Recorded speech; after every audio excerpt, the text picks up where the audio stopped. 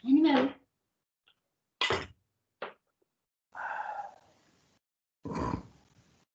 आज हामी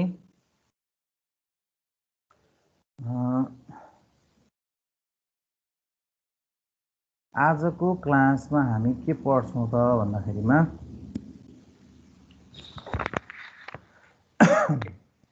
हामी गॉस सिडल र गॉस ज्याकोबी दुईटा टपिक छ। आज त्यो दुईटा टपिकलाई हेर्छौं हामी है त। We have a iteration method को तो इटिरेसन मेथड भन्ने छ यो सोलुसन अफ अल्जेब्रिकमा। एउटा भनेको हाम्रो Gauss Jacobi iteration method. Problem त त्यही नै हो, त्यस्तै क्वेशनहरु हुन्, तर त्यसको जस्ट सोलुसनहरु मात्रै फरक हो के। र अर्को भनेको गॉस सिडल न्यूमेरिकल मेथड भरिकै सबैभन्दा सजिलो मेथड भनेको चाहिँ गॉस सिडल मेथड हो। र यो इटिरेसन मेथड भएको भएर यु निड अ क्याल्कुलेटर। तपाईलाई चाहिँ क्याल्कुलेटर, प्रोग्रामिङ क्याल्कुलेटर चाहिन्छ। सो हामी सबभन्दा पहिला चाहिँ गॉस ज्याकोबी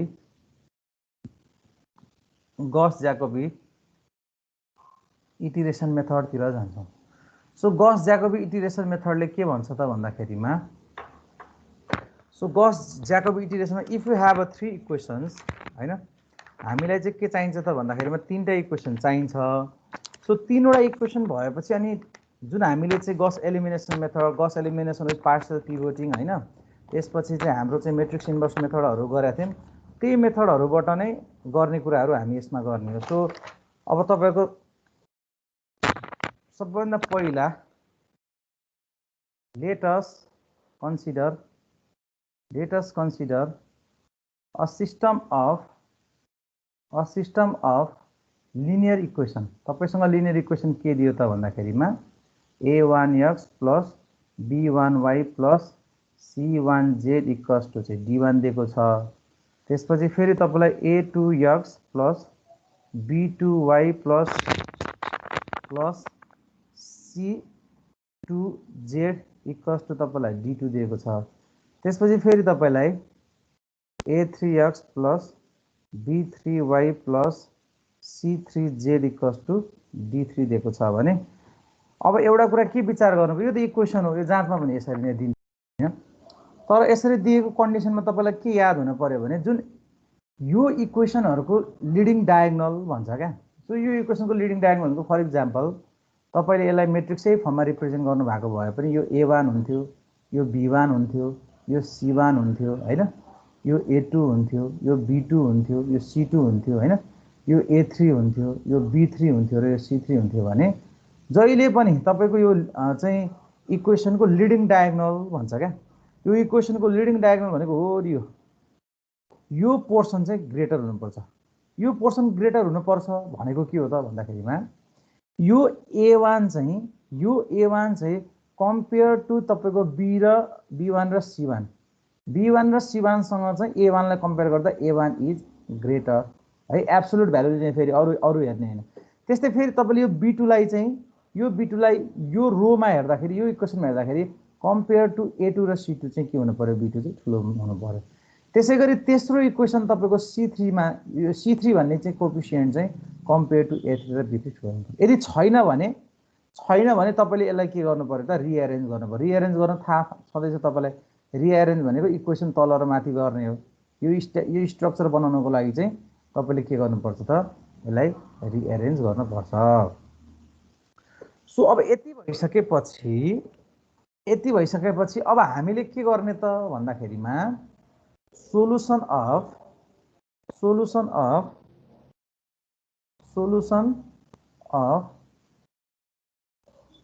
लिनियर इक्वेसन।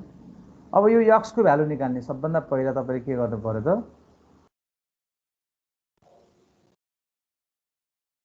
सबैभन्दा पहिला तपाईले x को भ्यालु, सो x को भ्यालु कति निकाल्नुहुन्छ, x equals to d1 minus b1y minus c1z divide by के गर्नु पर्यो त भन्दाखेरिमा y1 गर्नु पर्यो। त्यसपछि तपाईले फेरि y इक्वल्स टु के गर्नु पर्यो त y equals to d2 minus a2x minus c2z divide by के गर्नु पर्यो त b2 गर्नु पर्यो। त्यसैगरी z इक्वल्स टु तपाईले के गर्नु पर्यो त d3 minus a3x minus b3y divide by के गर्नु c3 गर्नु पर्यो। र फर इनिशियल कन्डिसन, अब यो त इटिरेसन मेथड हो। सो इटिरेसन मेथडमा हामीलाई इनिशियल कन्डिसन चाहिन्छ। सो इनिशियल कन्डिसन चाहिँ हामीले के राख्छौँ त भन्दाखेरिमा जस्तै तपाईको x equals to x naught, y equals to y naught, z equals to z naught. अब यो राख्यौँ भने करेस्पोन्डिङ अब हामीले के भन्छौँ त xi भनेर भन्नु पर्यो। xi भनेको चाहिँ d1 minus b1y minus c1z divide by a1। त्यसपछि yi भन्छौँ, yi भनेको d2 minus a2 x not, यो सबै नट है, र हामीले इनिशियल भ्यालु नि त x naught minus c2z naught divide by b2 भन्छौँ। यो त भ्यालु निकालेको न हो हैन। त्यसरी नै तपाईको चाहिँ के गर्छौँ त भन्दाखेरिमा zi इक्वल्स टु चाहिँ d3 minus a3x naught minus b3y naught divide by के गर्छौँ त c3 गर्छौँ। र यसरी कन्टिन्युअसली गर्दै गर्दै गर्दै गर्दै गएर हामीले चाहिँ त्यसको के गर्छौँ सोलुसन। कतिखेरसम्म गर्ने त भन्दा च्याप्टर 1 मा गरेको जस्तै जबसम्म तपाईको करेस्पोन्डिङ भ्यालु मिल्दैन, तीनटैको डेसिमल भन्दा उता कतिवटा मिलाऊ भन्छ त्यो मिल्दैन, त्यति बेलासम्म चाहिँ हामीले के गर्नु पर्यो त यो सोलुसन गर्न पर्यो। अब हामीले क्वेसन गर्न पर्यो। सो त्यो क्वेसन गर्नको निमित्त जस्तै यो भयो है, मैले यसलाई मेट्छु है। अब ल यो सार्न पर्ने छ भने केही गरौँ, यसलाई सार्ने काम गरौँ, नत्र म तपाईलाई एउटा प्रब्लम गराउँछु। एकदम सजिलो छ है, कन्सेप्ट मात्रै थाहा हुनुपर्ने, धेरै चिजको हामीले पढेकाको।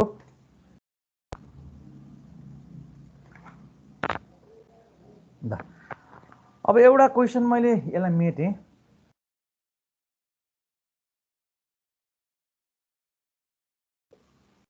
यसलाई मैले अब क्वेसन चाहिँ मेरो के छ त भन्दाखेरिमा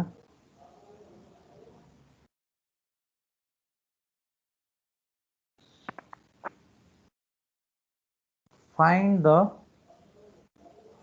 the solution of equation using Gauss-Jacobi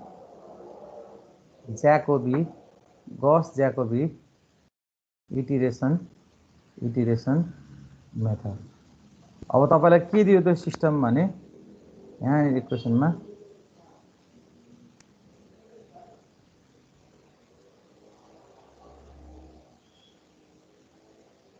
मेटम है,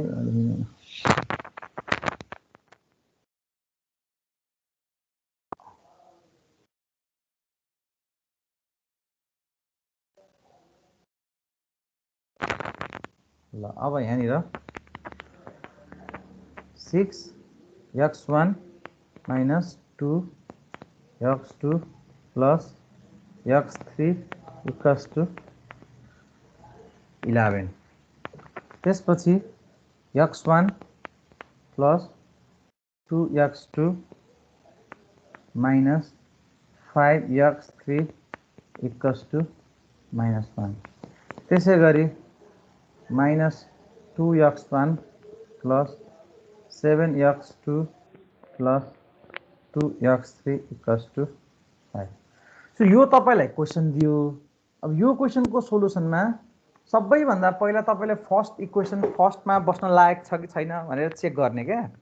त्यो चेक गर्नको लागि तपाईको फर्स्टको लिडिङ डायगोनल हामीले अघिदेखि के भन्दाखेरिमा यो यतापट्टिको पोर्सन हेर्न पर्दैन, जस्ट कोफिसिएन्ट।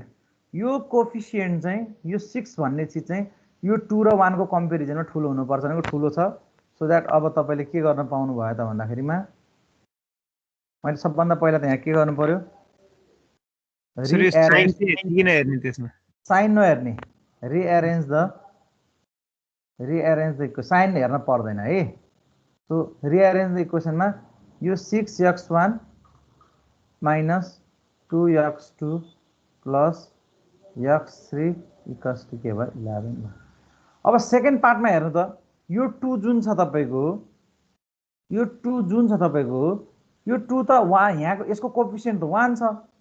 यो 1 र 5 को कम्पेरिजनमा 2 त सानो हो ठुलो होइन भनेपछि यो इक्वेसन सेकेन्डमा बस्न लागेको छैन, किनभने हामीले x2 को भ्यालु निकाल्ने हो। x2 को कोएफिसिएन्ट अरु भन्दा ठुलो हुनुपर्छ भनेपछि अब तेस्रो इक्वेसनमा x2 को भ्यालु यो 7 हेर्ने हो भने यो जे भ्यालु निकाल्नु हुन्छ फर्स्ट इक्वेसनबाट जहिले पनि हामी के गर्छौं त फर्स्ट इक्वेसनबाट x1 को भ्यालु निकाल्ने हो, सेकेन्ड इक्वेसनबाट x2 को भ्यालु निकाल्ने हो, थर्ड इक्वेसनबाट x3 को। तसर्थ x1 को भ्यालु जुनबाट निकाल्ने हो त्यसको कोएफिसिएन्ट के हुनुपर्छ त डायगोनल त्यसको कोएफिसिएन्ट अरु कोएफिसिएन्ट भन्दा ग्रेटर हुनुपर्छ। त्यही भएर अब सेकेन्डमा x2 को भ्यालुमा भएको कोएफिसिएन्ट अरु भन्दा सानो छ भनेपछि यो राख्न पाइएन। अब यसलाई हेर्ने यहाँ हेरौँ त यो 7 भनेको 2 र 2 को कम्पेयरमा ठुलो छ, त्यही भएर अब हामी के गर्छौं त यो इक्वेसनलाई चाहिँ माथि राख्छौं। So 2x1 plus 7x2 plus 2x3 equals to कति भयो 5 भयो। त्यसपछि अब बल्ल यसमा यो तपाईको 5 भनेको चाहिँ x3 को कोएफिसिएन्ट 5 भनेको चाहिँ 2 र 1 को कम्पेरिजनमा ठुलो छ, त्यही भएर अब हामी यहाँ के गर्छौं त यसलाई 1x1 प्लस 2x2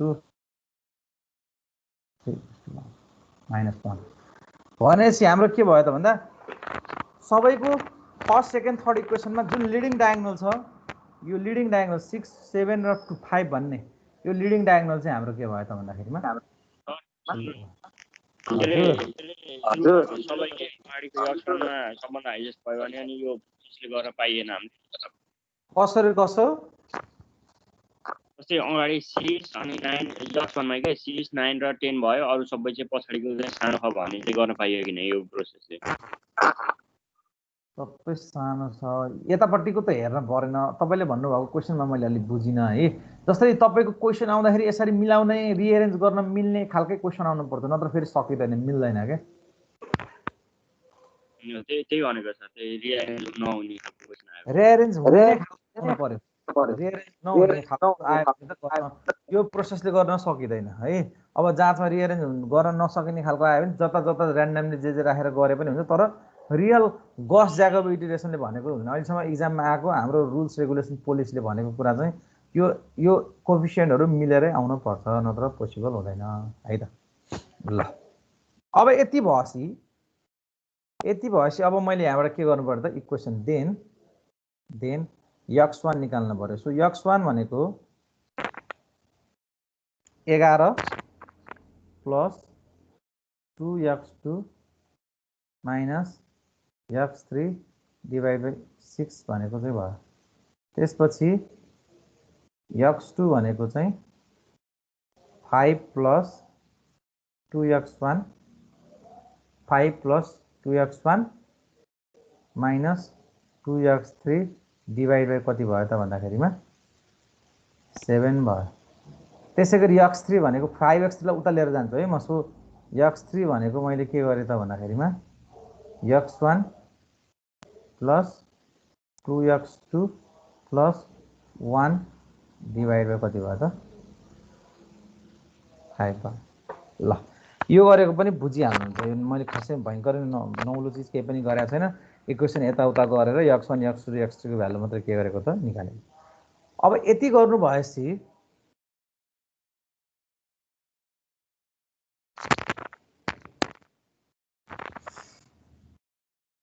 तपाईले यति गर्नु भइसकेपछि अब let us take initial guess x1 equals to 0, y1 equals to 0, z1 equals to x1 x2 x3 रह जाए।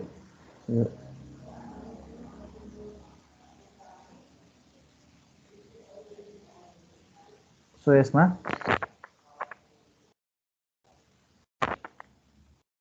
x1 equals to 0, x2 equals to 0 र x3 equals to कति राख्नु पर्छ 0।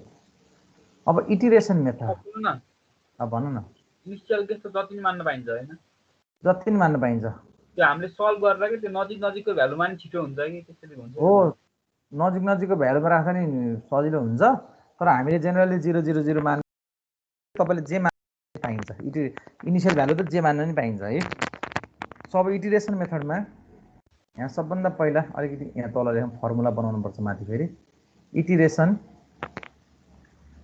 सो अब x1 भनेको के छ त x1 भनेको 11 plus 2x2 minus x3 divide by 6 छ क्याल्कुलेटर सबैले साथमा राखौँ है x2 भनेको 5 plus 2x1 minus 2x3 divide by 7 छ त्यसै गरी x3 भनेको x1 plus 2x2 plus 1 divide by 5 so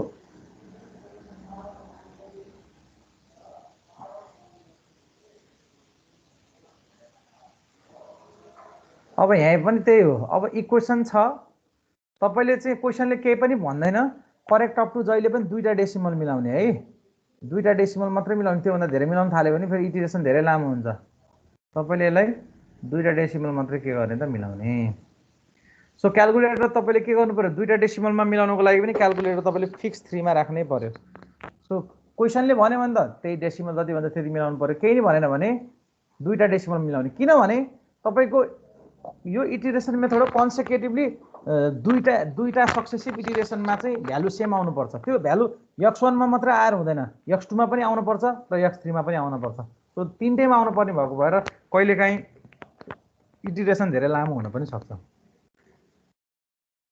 so अब तपाईहरुसँग क्याल्कुलेटर छँदैछ अब क्याल्कुलेटरमा जानु सबैभन्दा क्याल्कुलेटरमा गएर अब सेभ गर्ने यसलाई के गर्ने a सुन्नु है यहाँनिर अलिकति फर्मुला बनाउन अलिकति यहाँ म भनिदिन्छु के गर्नु भने a is to b is to c is to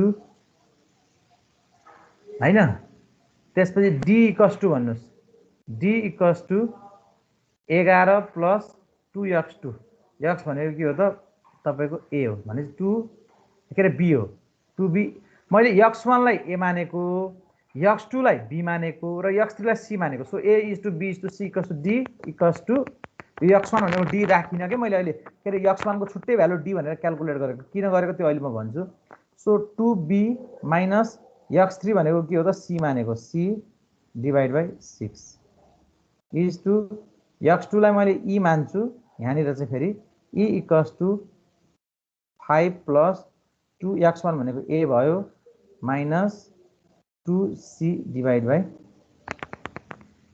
7 फेरि is to f equals to a plus यो x2 र इक्वेसनको x2 फरक हो हैन तपाईको यस्तो मानेको के सुन्नु अहिले इटिरेसन भन्दाखेरि तपाईलाई भ्यालु भन्दा म बुझाउँछु के अहिले के मान्नुस् भने x1 भनेको a माने मैले x2 भनेको b माने मैले x3 भनेको c माने र फेरि यो भ्यालु क्याल्कुलेट गर्ने बेलामा चाहिँ फेरि भ्यालु क्याल्कुलेट गर्ने यो फर्मुलामा चाहिँ मैले यो फर्मुलाले छुट्टै इन्डिपेन्डेन्ट बनाएको हो के यो a र d एउटै हैन तपाईले जुन x1 को भ्यालु दिनुहुन्छ नि त्यो भ्यालु र यो निस्केको भ्यालु फरक हुनुपर्छ के त्यही भएर मैले अनि यो फेरि छुट्टै यसको इक्वेसनको लागि छुट्टै भनेर x2 भनेको अहिले यो x1 भनेको यो d भयो यो x2 भनेको यो e भयो यो x3 भनेको यो f भयो तर यो abc भनेको चाहिँ फेरि के हो त भन्दा x1 x2 x3 नै हो अहिले न्युमेरिकल गर्दाखेरि बुझ्नुहुन्छ पहिला यतिकै तपाईले फर्मुला बनाउनुस्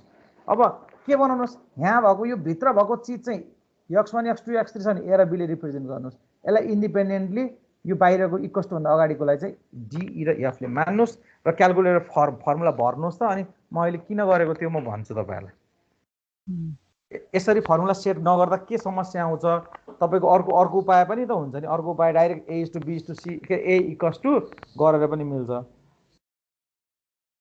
गर्दा त दुईटै गर्ने हो गस ज्याकोबीमा यो फर्मुला हो नि तपाईले अघि सोध्नु भएको क्वेशन अनुसार चाहिँ त्यो गस सिडलमा युज हुन्छ के सो तपाईले अनि एबीसी को चाहिँ इटिरेसनमा किन नलेख्नु भएको टेबलमा पहिला लेख्नु म अहिले भन्छु है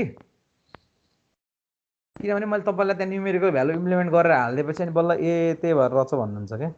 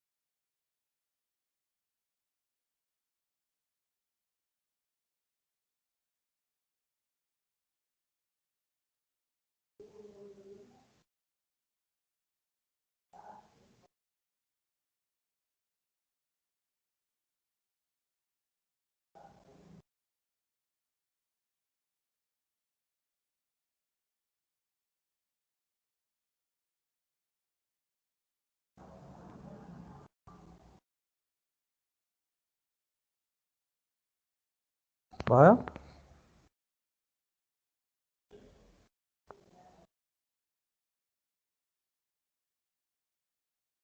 भर्नुभयो क्यालकुलेटरमा। भरे सर भयो। ल अब क्याल्क गर्नुहोस् A equals to what? A equals to what त्यसमा 0 राख्नु। त्यसपछि म्युट गर्नुहोस् फर्केर आगे एकैछिन। So A equals to what सुनिएन के तपाईँको भोइस कस्तो आयो? मेरो आवाज सुन्नु भएको छैन तपाईले? सुन्ने तर अहिले त सुन्ने भन्नु। ल सो अब तपाईले A वाट भन्छ क्यालकुलेटरमा 0 राख्नुहोस्, B वाट भन्छ क्यालकुलेटरमा 0 राख्नुहोस्, किनभने हाम्रो त अहिले B वाट भन्छ क्यालकुलेटरमा 0 राख्नुहोस्, C वाट भन्छ क्यालकुलेटरमा 0 राख्नुहोस्। त्यो भनेको हो यो इनिशियल भ्यालु राखेको। A वाटमा नि 0 राख्नुभयो। त्यसपछि तपाईले इक्वल्स टु गर्नुहोस्, E वाट भन्छ, F वाट भन्छ, अनि त्यसपछि D वाट भन्ला, अनि A भनेको 0 हो भन्छ, B भनेको 0 हो भन्छ, C भनेको 0 हो भन्छ। कसैकोमा डाइरेक्टली D कै भ्यालु दिन्छ। सो D को भ्यालु कति आयो मलाई भन्नुहोस् ल तपाईहरुले। कोही एकजनाले भन्नु फेरि भन्नु न। ल तपाईको क्यालकुलेटरमा यो सबै भ्यालु राखिसकेपछि नि, यो भ्यालु राखेपछि तपाईले क्याल्क भनेर थिच्नुहुन्छ। सो क्याल्क भनेर थिचेपछि A वाट भन्छ 0 राख्नुहोस्, B वाट भन्छ 0 राख्नुहोस्, C वाट भन्छ 0 राख्नुहोस्, अनि करेस्पोन्डिङ यो D, E र F को भ्यालु निकाल्नुहोस्। अब क्यालकुलेटरले कसरी काम गर्छ भन्ने चिज त हामीले फर्स्ट च्याप्टरमा हेरिसक्यौं। त्यस अन्तर्गत अब D को भ्यालु कति आयो मलाई भन्नुहोस् त ल। 1.833 1.833 अनि E को भ्यालु कति आयो? E को भ्यालु 0.714 0.71714। त्यसपछि यहाँ कति आयो? 0.2 0.2 कसको अन गर्दै एकचोटि गर्दिन है। ल अब मैले किन यो फर्मुला यस्तो सेट गरेको भने गॉस ज्याकोबी इटिरेसनले के भन्छ त भन्दा जहिले पनि second iteration निकाल्दाखेरिमा first इटिरेसनकै value use हुन पर्छ भन्छ। फर्स्ट इटिरेसनकै भ्यालु भनेको यही 0 युज हुन पर्छ, x2 भनेको पनि यही युज हुन पर्छ र x3 भनेको पनि यही युज हुन पर्छ भने अब हेर्नुस् है त, यदि तपाईले यहाँ D नराखिकन यहाँ A नै राख्नु भएको भए, यहाँ B नै राख्नु भएको भए र यहाँ C नै राख्नु भएको के असर पर्थ्यो ल। जस्तै तपाईलाई मलाई A को भ्यालु चाहियो भने तपाईले B र C को भ्यालु युज गर्नुहुन्थ्यो। B र C भनेको 0 र 0 राख्नुहुन्थ्यो। त्यो 0 0 राखेपछि D को भ्यालु कति आउँथ्यो, A को भ्यालु कति आउँथ्यो, यो आउँथ्यो। अब जब नेक्स्टमा तपाई B को भ्यालु निकाल्दा यो A को भ्यालु राख्न पर्ने हुन्छ नि। A को भ्यालु राख्दाखेरि दुईटा भ्यालु छ तपाईसँग, 0 र 1.83 त्यो दुईटा छ A को भ्यालु भने यसले त नयाँ निस्केको भ्यालुले राखिदिन्छ। तर हाम्रो गॉस ज्याकोबीले के भन्छ, जहिले पनि सेकेन्ड इटिरेसनको भ्यालु निकाल्नको लागि फर्स्टकै भ्यालु युज हुन पर्छ सबै।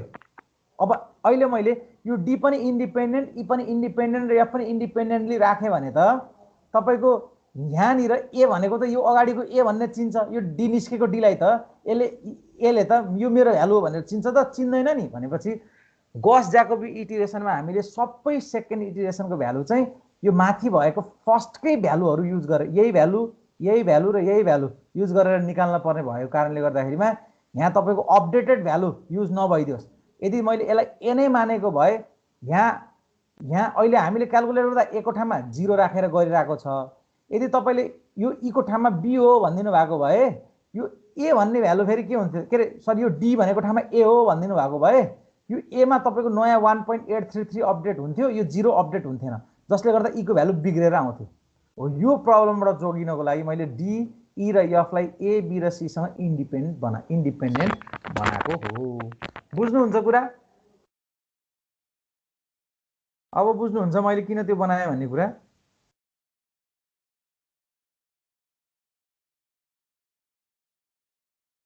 ल भन्नुस् त आचार्य भाइ। ल अब फेरि तपाईको के भन्छ त, अब फेरि तपाईको हेर्नु है त, अब फेरि त्यहाँ गएर इक्वल्स टु गर्नुस्। फेरि तपाईलाई के भन्छ, ए वाट भन्छ। ए वाट भनेको ठाउँमा 1.833 दिनुस्, बी वाट भनेको ठाउँमा 0.714 दिनुस्, सी वाट भनेको ठाउँमा 0.200 दिनुस्। अब यो कति आउँछ फेरि भन्नुस् त, डी कति आयो? 2.038। यो कति आयो? 1.1808। 1.1808। यो कति आयो? 0.8522। 0.8522। अब फेरि ए वाट बी वाट भन्नुस् अनि कति आउँछ फेरि मलाई भन्नुस् ल।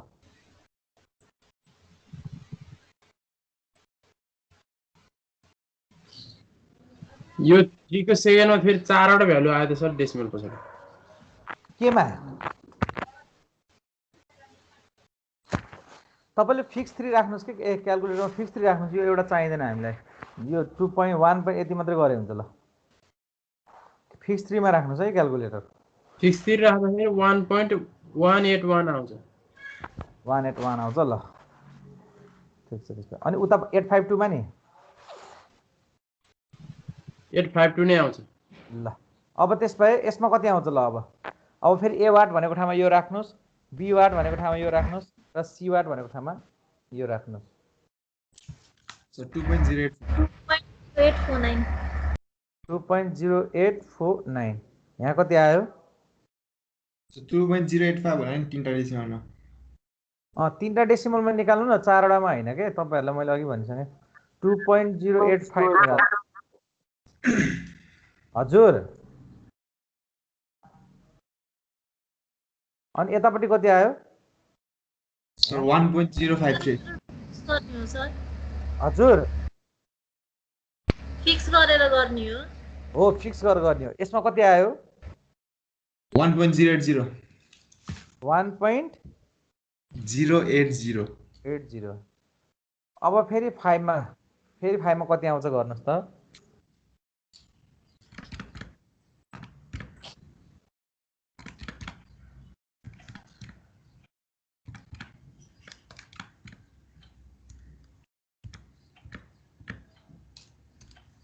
टू 2.004। यता कति आयो? फेरि तीनटा डेसिमल निकाल्नु भनेको यो। ल ठिक छ। 1.001। यहाँ कति आयो? 1.038। 1.038। अब हामीलाई यो डेसिमल भन्दा पछाडि दुईटा भ्यालु मिल्न पर्छ कि मिलेको छैन। यसमा नि 1 त मिल्यो, 0 मिल्यो, यो 5 मिलेको छैन। यसमा पनि 1.0 मिल्यो, अरु मिलेको छैन के। सो अब फेरि गरौँ कति आउँछ यहाँ।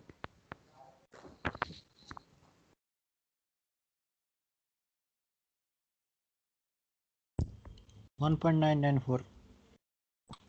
1.994। यहाँ कति आयो? 0.990।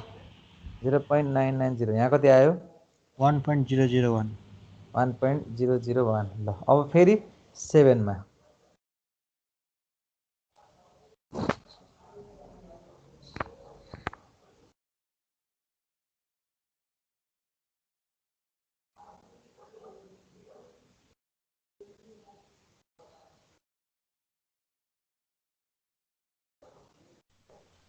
So 1.997. 0.996. 1.997 0.998 0.998 यसमा 0.995 0.995 अब फेरि गरौँ ल यसमा 2 आयो ल 2 यहाँ 2.00 2.000 अनि यहाँ कति आयो 1.001 1.001 0.999 0.999 अब यहाँ त मिलेको थियो हेर्नु न यहाँ त कन्सेक्युटिभ दुईटा इटरेसन मिलेको थियो तर यहाँ मात्रै मिलेर हुँदैन क्या यहाँ पनि मिल्न पर्छ यहाँ पनि मिल्न पर्छ यहाँ त मिलेको छैन भने चाहिँ अब फेरि कन्टिन्यू गर्ने ल 2.001 2.001 1.000 1.000 1.000 1.000 अब फेरि मिलेन अब फेरि 10 मा गर्ने 2.000 2.000 1.000 1.000 1.000 1 point बल्ल मिल्यो भने चाहिँ कन्सेक्युटिभ सबैमा सो अब यति गरी चाहिँ therefore x1 equals to 2.000 x2 equals to 1.000 x3 equals to कति त 1.000 ल यति गर्नु भएपछि तपाईको चाहिँ 7 मार्क्स 8 मार्क्समा सोध्यो भने मार्क्स आउने भयो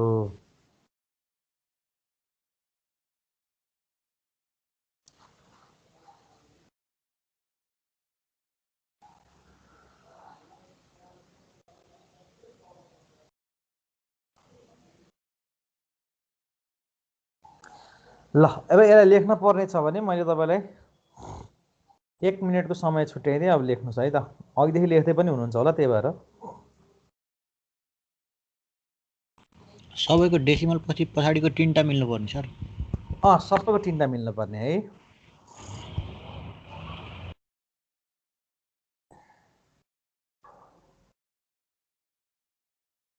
डेसिमल पछाडि दुईटा मिल्न पर्ने हैन सर हजुर दुईटा मिल्नु पर्ने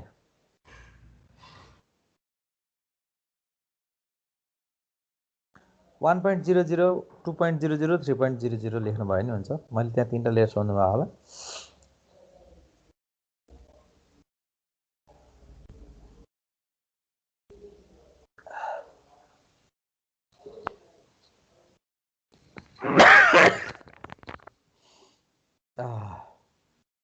ल हाम्रो गस एलिमिनेसनको गस ज्याकोब इटरेसनको मेथड चाहिँ यति नै हो सो पहिलो चरणको लागि मैले